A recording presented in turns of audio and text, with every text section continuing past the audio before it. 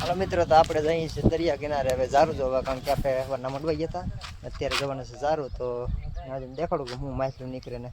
તો વેલસ મિત્રો બધા વિડીયોમાં છેલ્લે સુધી જોઈજો. વિડીયો પસંદ આવે લાઈક શેર ચેનલને સપોર્ટ કરવાનું મિત્રો ભૂલતા નહીં.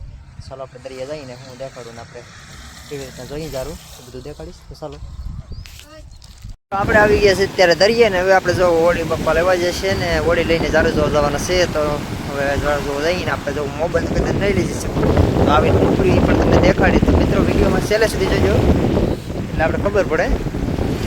જો અત્યારે પાણી છે બહુ ઝાઝા, એટલે મોબાઈલ નહીં લઈ જાય, કારણ કે પાણીમાં શું છે વોડકી મારી છે નાની, એટલે બધી બધી પડી જાય તો ભાઈ મોબાઈલ બગડી જાય, એટલા માટે હોળી નહીં લઈ જાય અને મોબાઈલ નહીં લઈ જાય. તો આપણે જઈએ આગળ એટલે પપ્પા ઉતરી ગયા. ઓલી દેખાય હોળી લીલા કલરની બાજુમાં, એ હોળી છે આપણી. હવે નાની હોળી છે એટલે મોબાઈલ લઈ જવાનું મેર નહીં આવે. મિત્રો વિડીયો પણ સપોર્ટ પૂરો કરજો, એટલે અમારે શું છે કે વોચ ટાઈમ બાકી છે એટલે કમ્પ્લીટ થઈ જાય. જો આ છે અમારો ગામનો દરિયો, કેટલા ઊંડા પાણી છે.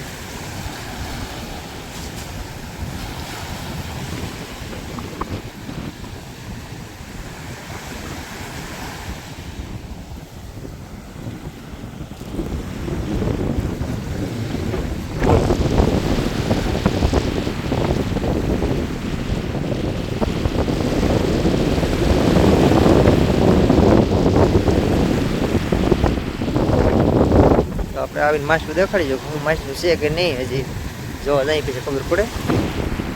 ઝારું છે ઊંડા મંડવેલા.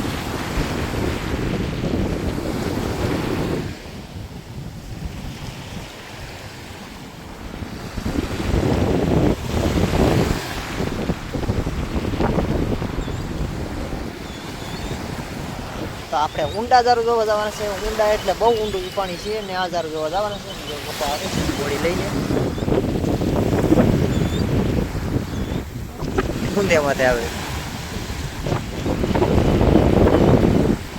એકદમ દરિયાનો તમે નજારો જો, કારણ કે હમણાં હશે કે પવન ને વરસાદ ને હતો કે ને એટલે દરિયો થઈ ગયો છે એકદમ તોફાની, એટલે આપણે તકલીફ આવડવાની છે. પવન ઉતારે છે.